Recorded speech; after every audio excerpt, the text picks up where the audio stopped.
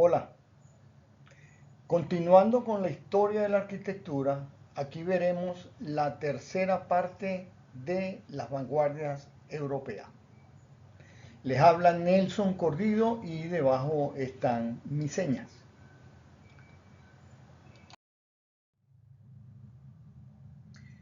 En 1919, el arquitecto alemán Walter Gropius funda en Weimar, Alemania, la que sería la primera escuela de arquitectura, diseño, artesanía y arte. Pretendía unir arte con industria, arte con diseño. El nombre Bauhaus deriva de la unión de las palabras en alemán Bau, que es construcción, y Haus, casa. Irónicamente, a pesar de su nombre y del hecho de que su fundador fue un arquitecto, la Bauhaus no tuvo un departamento de arquitectura en sus primeros años. A lo largo de su existencia, la escuela estuvo dirigida por tres arquitectos. El primero de ellos, Walter Gropius, quien fuera el fundador de la escuela, la dirigió desde 1919 a 1928. Luego viene un segundo periodo que va desde 1928 a 1930 y la dirige Hans Meyer, un arquitecto y urbanista suizo. Y posteriormente, su último periodo de 1930 a 1933, cuando fue cerrada por los nazis, la dirigió Ludwig Mies van der Rohe, un arquitecto y diseñador industrial germano-estadounidense.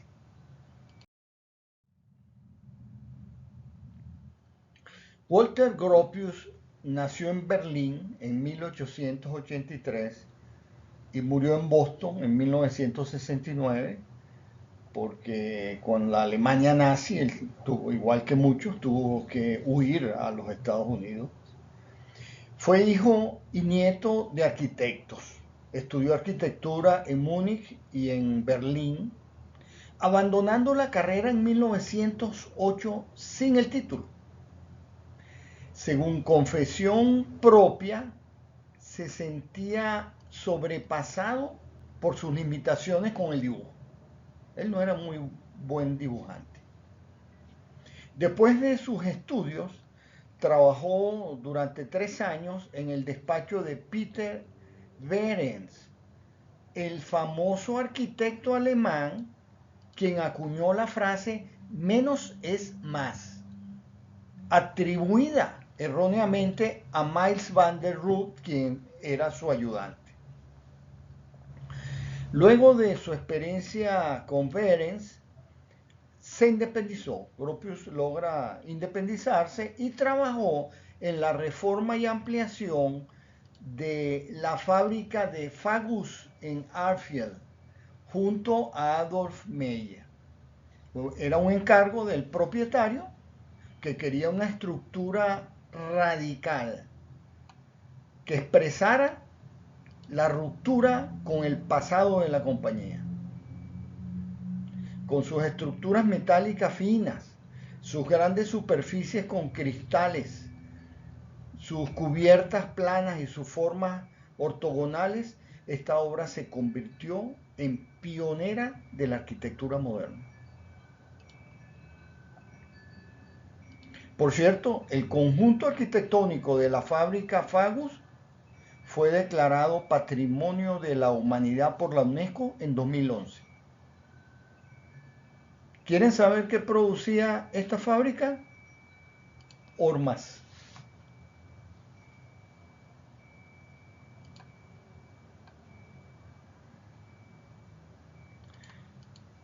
Gropius quería volver a los orígenes artesanales del arte, preparar al individuo como artesano y artista, y que el arte no se basara solamente en algo conceptual, sino que también necesitara habilidad técnica y manual.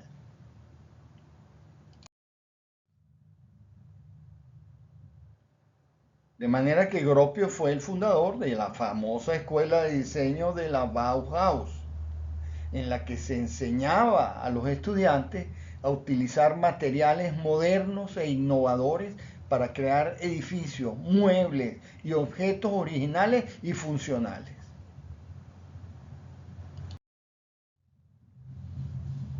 Uno de los principios establecidos por la Bauhaus desde su fundación es: la forma sigue a la función. Con el traslado de Weimar a Dessau, la Bauhaus tuvo oportunidad de crear un edificio que ofreciera óptimas condiciones de trabajo al poder desarrollar su propio diseño, que fue llevado adelante por el propio Walter Gropius e inaugurado el 4 de diciembre de 1926.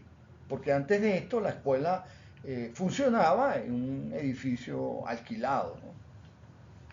De manera que este nuevo diseño, este nuevo edificio, se convirtió rápidamente en ícono de inicios del movimiento moderno.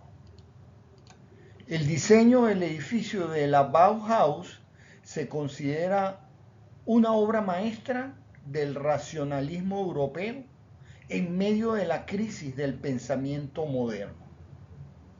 La escuela estableció los fundamentos académicos sobre los cuales se basaría en gran medida una de las tendencias más predominantes de la nueva arquitectura moderna, incorporando una nueva estética que abarcaría todos los ámbitos de la vida cotidiana. La creación de la Bauhaus fue dada por las vanguardias artísticas de comienzo del siglo. Esta es la maqueta del edificio.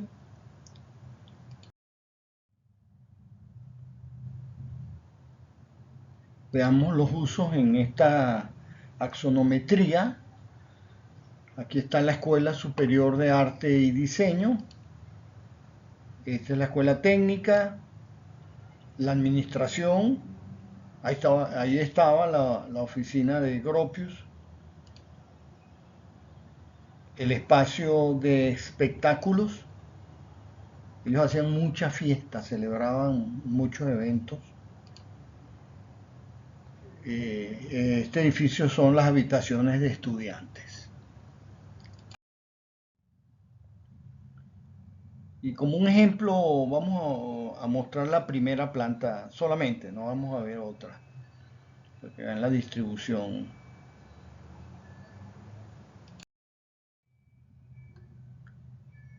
Cambiando de tema, el pabellón de Alemania, diseñado por quien fuera el último director de la Bauhaus, Ludwig Mies van der Rohe y Lili Rich. Fue el edificio que representó a Alemania en la Exposición Internacional de Barcelona, celebrada en el año 1929. El edificio pretendía simbolizar el carácter progresista y democrático de la nueva República de Weimar y su recuperación tras la Primera Guerra Mundial. El edificio explora los que por aquel entonces novedosos conceptos de planta libre y continuidad espacial. Está considerado un ejemplo arquetípico de simplicidad y rigor constructivo, constituyendo una de las materializaciones más famosas de la conocida máxima menos es más. El pabellón muestra la influencia del neoplasticismo en la obra de Mies van der Rohe, entre otras influencias, como la de la arquitectura japonesa y suprematismo. el movimiento artístico enfocado en formas geométricas fundamentales, en particular el cuadrado y el círculo. Aunque el pabellón fue demolido al finalizar la exposición, gracias a una iniciativa del Ayuntamiento de Barcelona, fue reconstruido en 1986. De manera que ahora lo podemos visitar.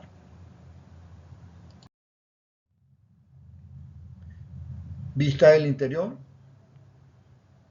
el estanque trasero donde se halla la escultura Mañana de George Colbert, una representación alegórica de la mañana en forma de mujer desnuda con los brazos alzados para protegerse de los rayos del sol. Mais también diseñó el mobiliario del pabellón, la pieza más representativa, convertida luego en ícono de diseño, es la llamada Silla Barcelona, construida con cuero y perfiles tubulares de acero inoxidable y que aún hoy en día sigue en producción. Vamos a hablar ahora de un referente del llamado movimiento moderno, Le Corbusier. Nació en 1887 en la localidad La Chaux-de-Fonds, en Suiza, con el nombre de Charles-Édouard Jannécry. Ese es el nombre de Le Corbusier.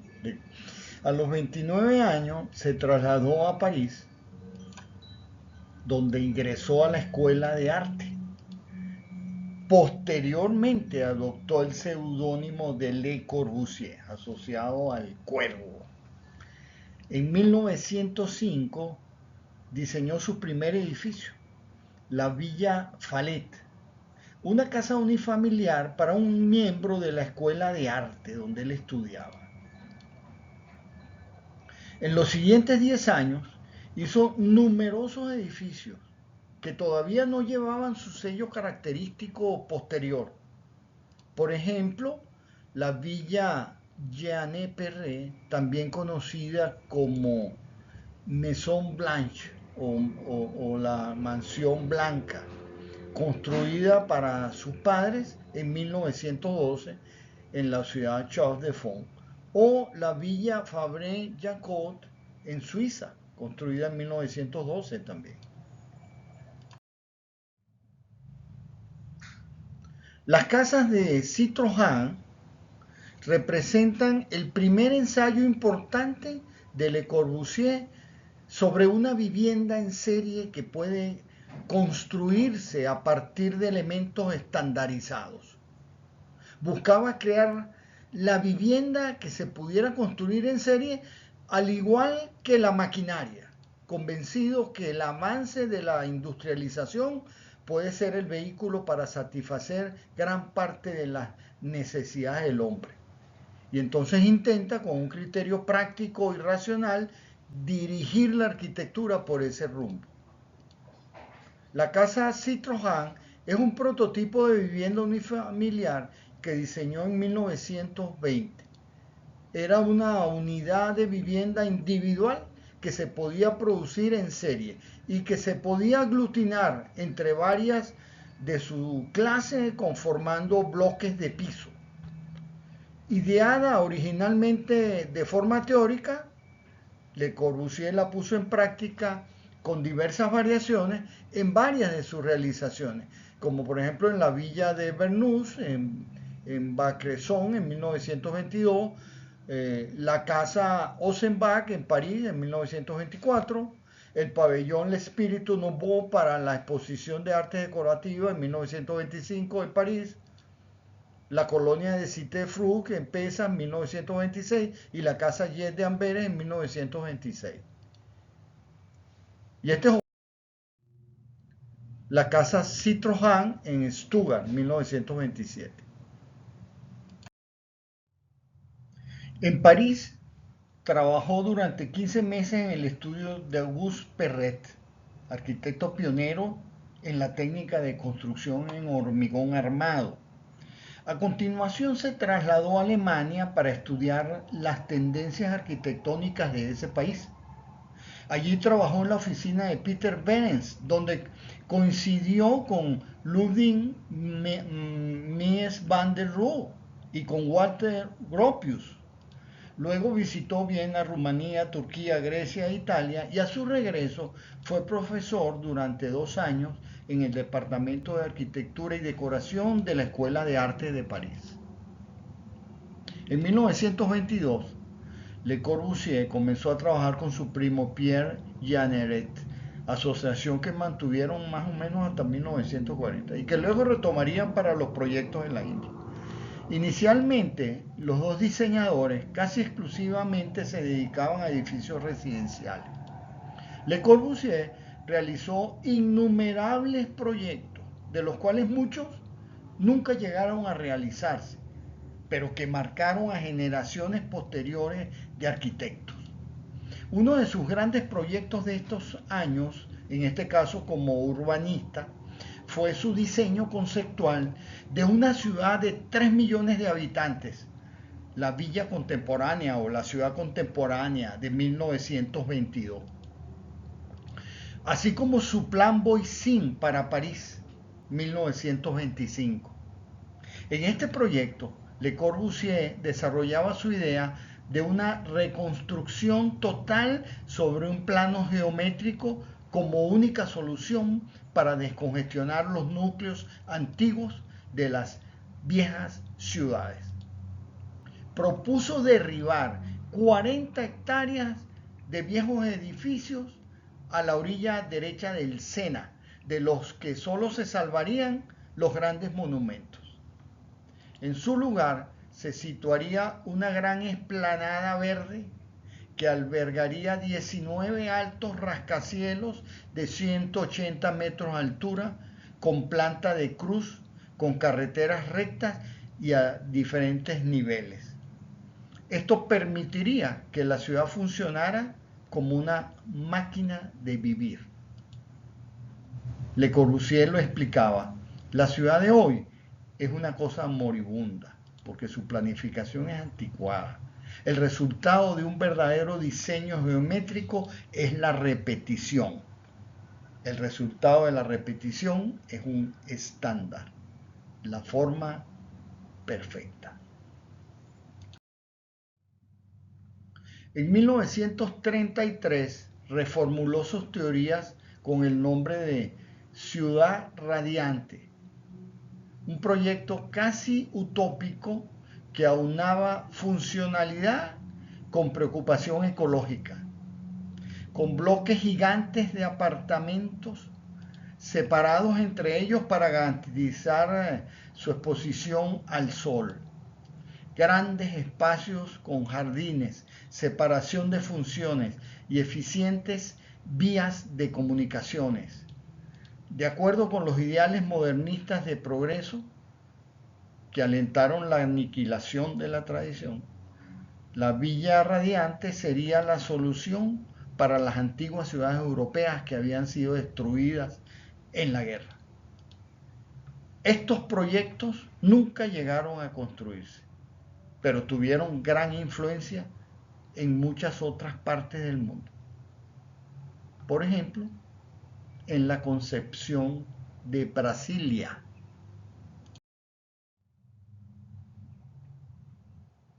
Aquí ven Brasilia, desarrollada entre 1956 y 1960 por los arquitectos Lucio Costa y Oscar Niemeyer. O en el desarrollo de la urbanización 23 de enero en Caracas, desarrollado entre 1955 y 1957 el arquitecto Carlos Raúl Villanueva.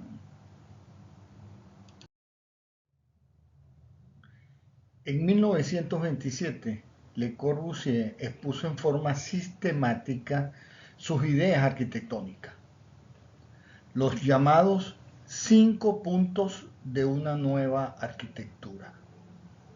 Representan una importante innovación conceptual para la época, aprovechando las nuevas tecnologías constructivas derivadas especialmente del uso del hormigón armado.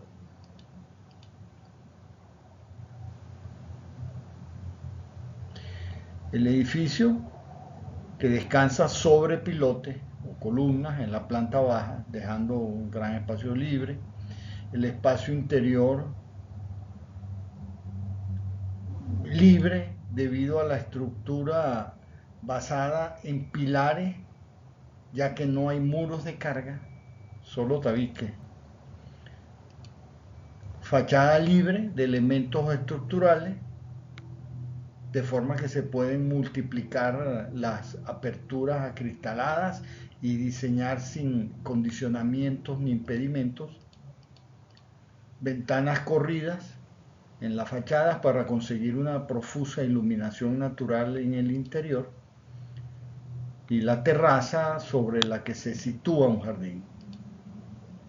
La Villa Savoye fue proyectada por Le Corbusier como paradigma de la vivienda como máquina para habitar y el paradigma del estilo internacional y de la nueva manera de construir edificios de vivienda del siglo XX, junto con otros como la casa de Farnsworth de Louis Mies van der Rohe o la casa de la Cascada de Frank Lloyd y algunas otras. La parte principal de la vivienda, salón, comedor, cocina, dormitorio y baño, se encuentra ubicada en la primera planta, mientras que la planta baja está ocupada por el hall y dependencias para servicio, y cuenta con un garaje capaz de contener 3 automóviles de la época, algo que fue un hito para la historia de la arquitectura y un gran adelanto para su tiempo. La cubierta es plana y en ella se encuentra un pequeño jardín. La Unité d'Habitation de Marsella fue diseñada por Le Corbusier a partir de 1945 y construida entre los años 47 y 52, después de la Segunda Guerra Mundial.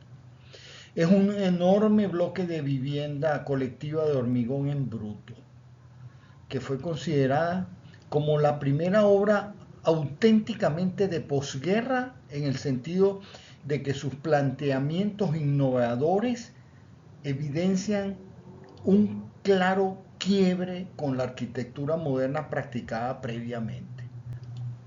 Construida como un prototipo, esta obra sintetiza gran parte del trabajo experimental realizado por Le Corbusier desde 1920 en adelante, y fue aclamada como su contribución más significativa a la tipología de vivienda colectiva y catalogada dentro de las grandes obras arquitectónicas del siglo XX.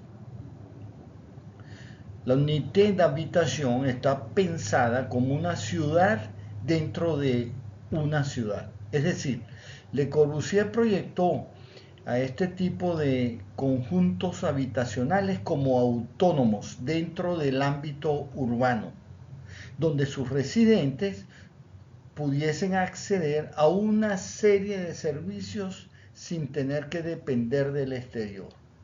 En ese sentido, la unidad de Marsella fue diseñada bajo el concepto de una ciudad vertical, en la que la azotea del conjunto se utiliza como espacio común para sus 1.600 habitantes, desde espacios verdes, gimnasio, enfermería y otros servicios.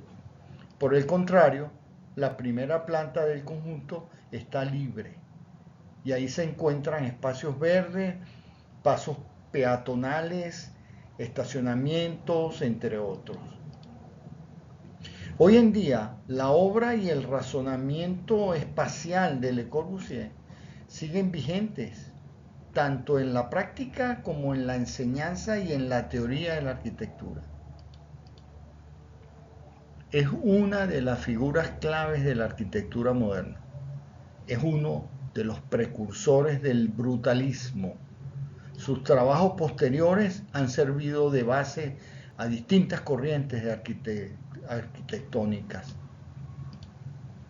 Si bien para muchas figuras del pensamiento arquitectónico contemporáneo, la modernidad es un movimiento obsoleto y por lo tanto las obras y premisas de su arquitectura no deben continuarse, hay un grupo importante de arquitectos, los llamados neomodernos o simplemente modernos, que continúan haciendo arquitectura en el espíritu de Le Corbusier.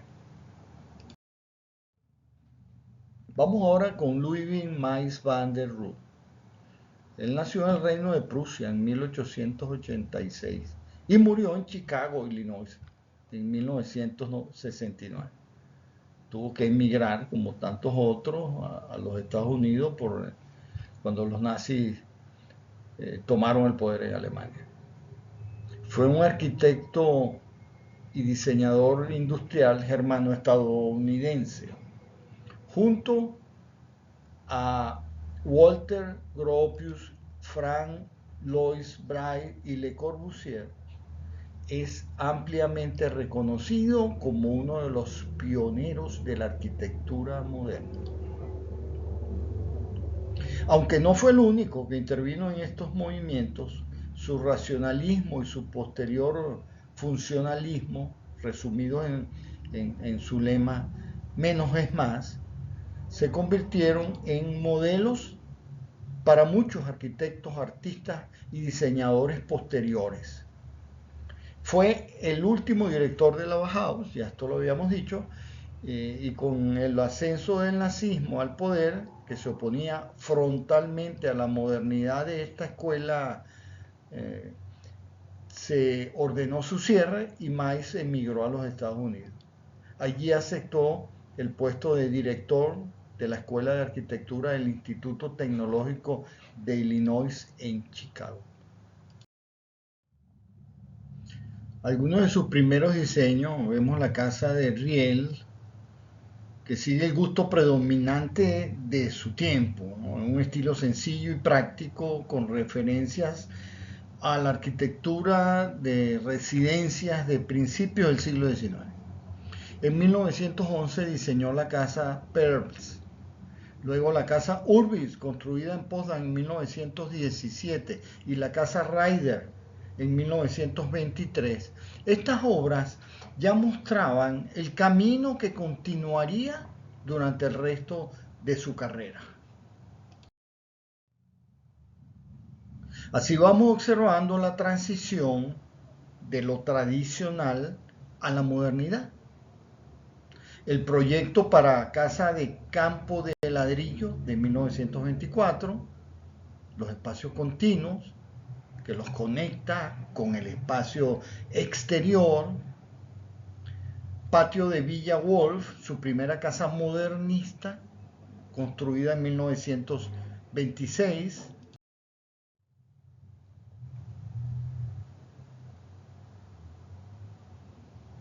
el Café Terciopelo y Seda se proyecta por Mies van der Rohe y Lily Reich para la exposición de La moda de la dama, que se realizó en Berlín durante 1927.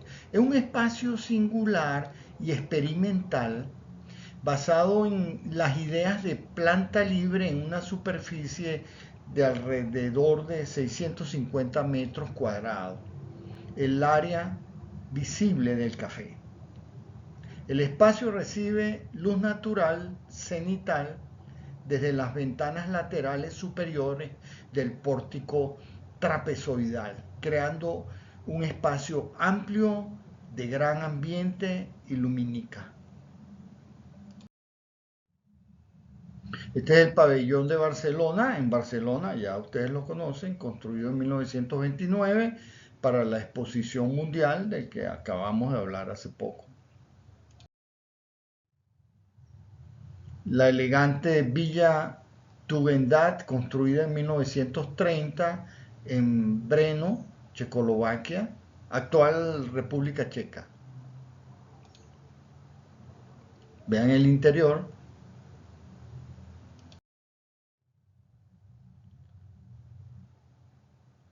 Dos torres de apartamentos justo delante de la autopista Lakeshore Drive que bordea el lago Michigan. Con esta obra, Mize diseña un conjunto que supone la verdadera consagración del denominado estilo internacional, aplicando los principios del racionalismo y su conocida filosofía de menos es más. Un ejercicio de minimalismo arquitectónico que culminará más tarde en el Seagram Building en Nueva York en 1958. La casa Farnsworth, cerca de Chicago, representa uno de los mejores ejemplos de la arquitectura de vivienda unifamiliar del siglo XX y en general del estilo racionalista o estilo moderno. La casa construida en acero y vidrio es una muestra más del amor de Mies van der Rohe por la sencillez arquitectónica y la perfección de los detalles constructivos. La construcción se eleva del terreno formando el tema de espacios que propugnaban varios de los maestros del movimiento moderno. Plataforma de acceso, espacio abierto descubierto, porche de la vivienda, espacio abierto y cubierto, vivienda, espacio cerrado y cubierto.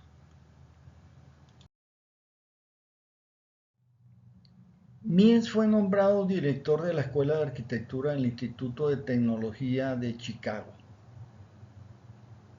Allí diseñó varios edificios del campus, entre ellos la sede de la Facultad de Arquitectura, completado en 1956, un edificio de 2 pisos con una innovadora tecnología combinando acero y vidrio, configurado como un rectángulo puro, un espacio libre de columnas.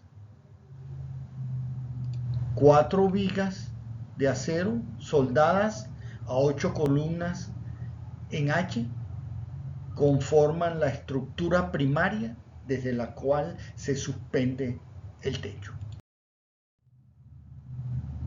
Veamos los modelos 3D.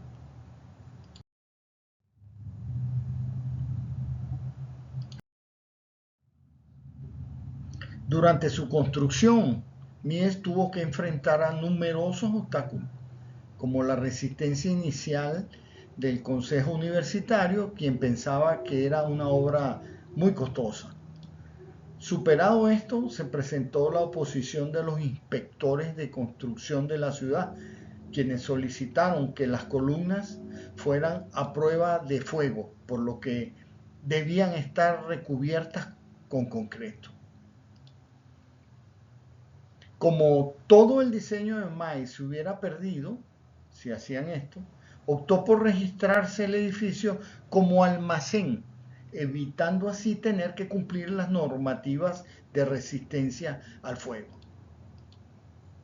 Otro problema surgido durante la obra fue un incendio que ocurrió al calentar el concreto, ya que la construcción se desarrolló en invierno a muy bajas temperaturas y el material se congelaba.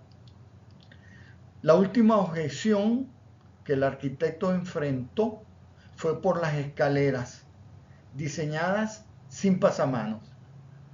Al recibir la visita del inspector y comprobar que el recinto no funcionaba como almacén, como había sido clasificado, indicó que por seguridad de los alumnos debían colocar los pasamanos. Hoy en día el diseño de los pasamanos destaca por su elegante minimalismo. Este es uno de los edificios más significantes de la arquitectura del movimiento moderno. Vean los pasamanos.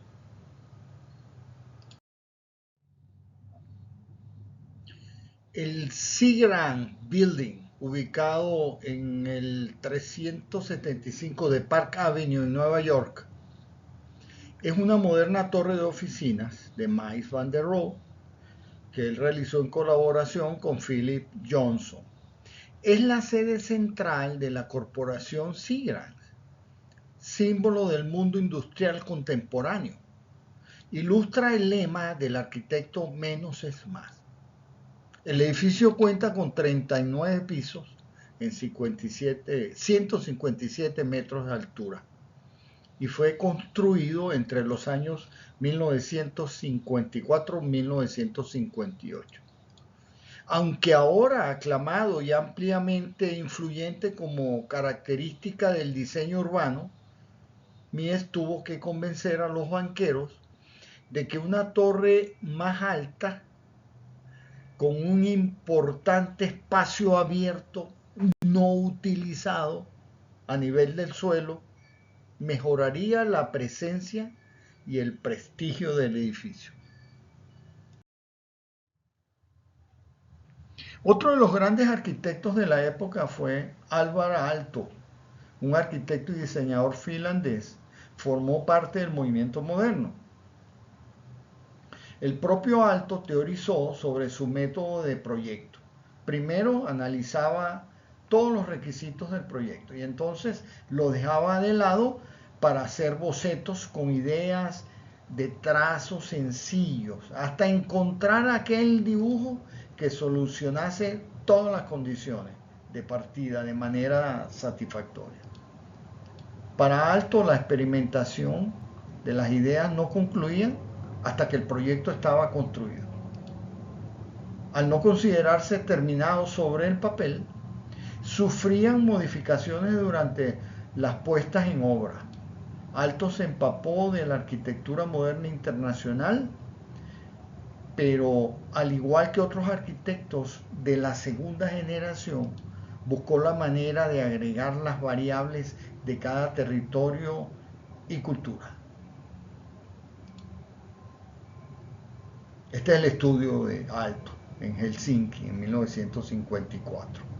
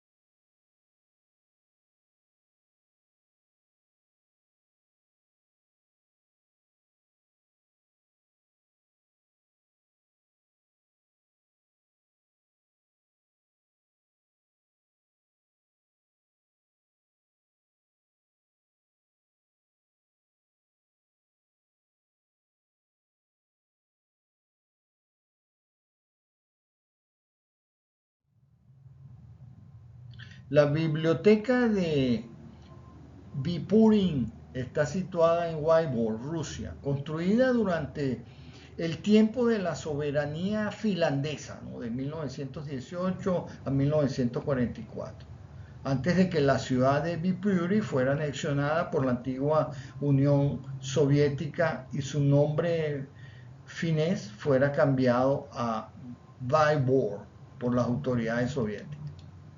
El edificio construido entre 1927 y 1935 es una de las obras más celebradas del arquitecto Aalto. Es considerada una de las primeras manifestaciones de la arquitectura moderna regional. Actualmente es llamada oficialmente como Biblioteca Alvar Aalto. Es particularmente conocida por el techo ondulado de su auditorio, cuya forma, según Aalto, estaba basada en estudios acústicos.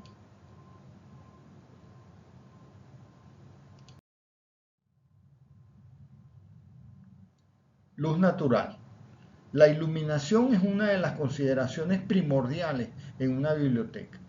En este caso, el arquitecto diseñó una cubierta perforada por 57 claraboyas redondas, con un diámetro de 1,83 m cada una. La luz solar no penetra directamente, se refleja en miles de líneas de reflexión, resultado de la forma cónica como un embudo de la claraboya. De este modo, sin la utilización de un vidrio difusor, se obtuvo una luz difusa, sin sombras, ideal para el lector que puede llevar su libro a cualquier punto de la sala sin ser molestado por el reflejo o ensobrecimiento.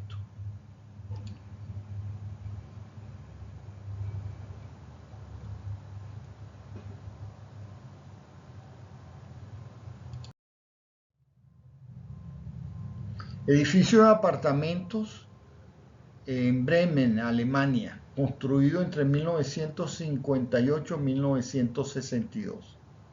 Tiene forma de abanico. Con esta forma singulariza cada apartamento, de manera que todos son distintos, aún sin perder las mismas propiedades. Una fachada, salida al mismo espacio, igual disposición de los espacios.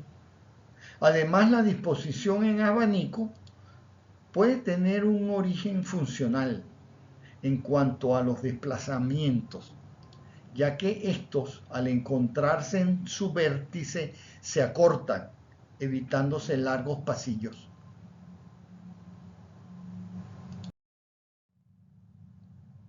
Otra de las cosas que hace alto en el proyecto es el retranqueo de la fachada,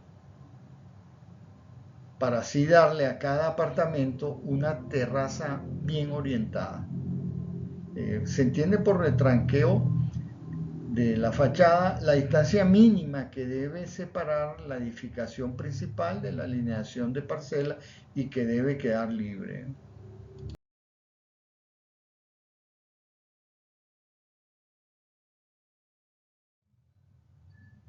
Bueno, con esto hemos terminado este recorrido por las vanguardias de la arquitectura europea. De manera que esto se terminó. Chao.